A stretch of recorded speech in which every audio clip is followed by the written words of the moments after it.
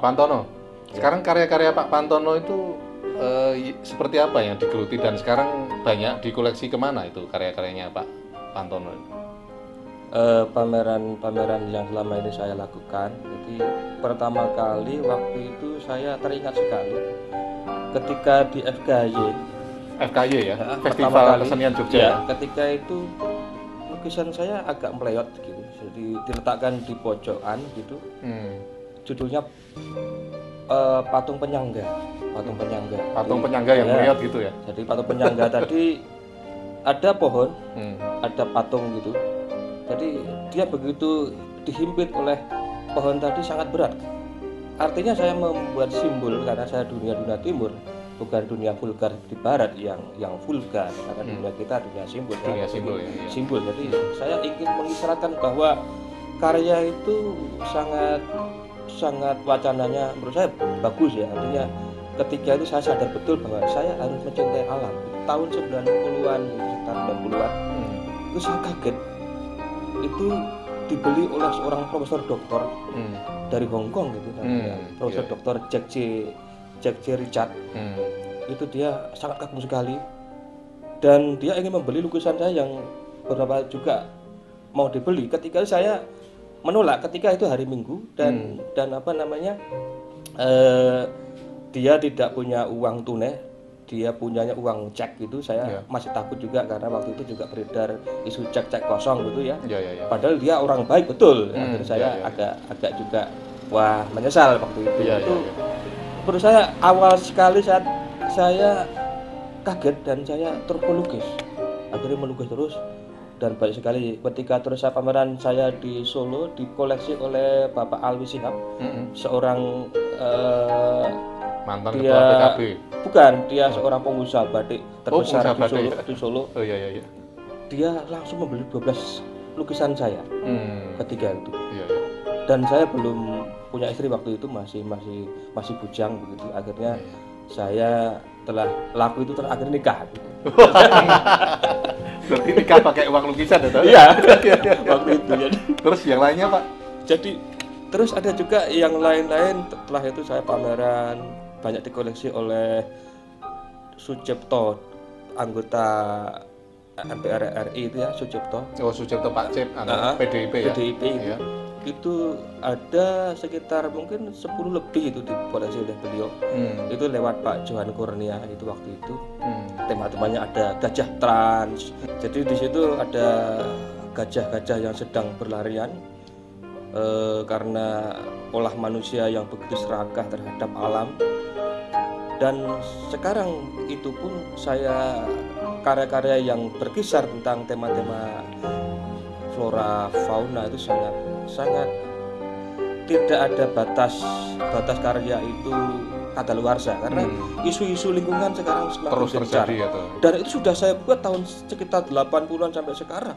Itu saya geluti. Bahkan semakin rusak ya dengan illegal logging segala illegal fishing dan lain-lain. Ya, saya ingin mengingatkan bahwa seperti kemarin yang dibawa oleh Catherine Lam itu ada 2 karya yang terbagus saya. Catherine Lam itu dari mana dia? Dia punya galeri di Hong Kong, Asia Fine Art Gallery. Jadi memang dia mewakili tema-tema ciri khas negara-negara Asia. Jadi tidak mengambil tema-tema Barat ya. Dia lebih menitik beratkan pada tema-tema Asia. Teknik Asia. Itu temanya saya ada di situ ada nature balance, jadi keseimbangan alam. Saya kepingin ada keseimbangan alam antara di situ saya gambarkan ada dunia burung, ada dunia manusia, yang itu harus seimbang, harus balance. Jadi artinya alam ini harus diperlakukan dengan baik karena pohon, kalau kita lihat pohon ini sendiri kan penghasil oksigen O2 ya. Betapa kalau bumi ini dihanguskan, dihancurkan, pohon-pohonnya dihabisi pohon-pohonnya, maka dia tidak akan bisa menghasilkan O2. Padahal O2 itu berguna untuk menetralisir dari oksigen. Jadi menetralisir dari panas dari matahari. Jadi kalau O2 tidak ada, maka bumi akan terbakar. Gitu. Berarti tema-tema lingkungan Pak ya? Iya.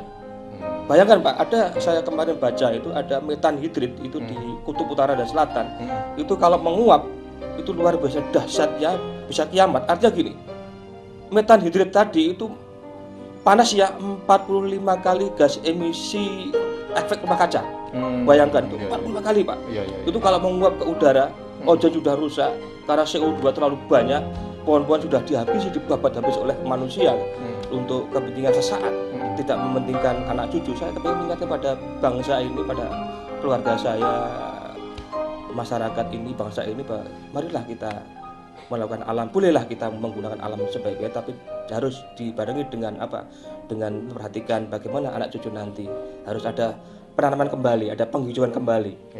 Ini lewat tulisan saya lebih mengeksplor ya, mengeksplor flora dan fauna. Seperti ini saya gambarkan di sini ada tema dari ibu dan anak. Jadi sini ada monumen. Jadi ini saya gambarkan hanya akar-akar saja. Akar-akar itu ibaratnya kan monumen ya. Monumen itu hanya sekedar diingat saja. Artinya akar-akar ini terbentuk dari pikiran saya bahwa ini sudah tercabut dari bumi ini. Jadi akar-akar pohon sudah tercabut dari bumi, dia tinggal hanya akar-akar dalam memori, dalam bayangan. Yang terjadi di sini saya gambarkan mother and child monument. Jadi monumen ibu dan anak. Saya mengingatkan bahwa ibu dan anak itu kan sebuah simbol kasih sayang, yang tidak bisa lepas dari yang namanya kehidupan manusia. Mengapa kasih sayang? Sekarang ini kasih sayang sudah mulai luntur di permukaan bumi ini. Semua demo, semua saling menghakimi antara demonstran dengan polisi, begitu luar biasa. Kalau orang kembali kepada momentum bahwa kasih sayang itu merupakan prinsip manusia, saya pikir kalau orang berkasih sayang, saya pikir tidak ada jadi perang. Maka dengan ini saya akan mengajak, marilah kita berkasih sayang. Pemirsa, ternyata ada banyak pelajaran yang bisa kita ambil perbincangan kita dengan pelukis Supantono pada malam hari ini. Akhirnya, saya Argo Pratomo mengucapkan terima kasih atas perhatian Anda. Selamat malam dan sampai jumpa.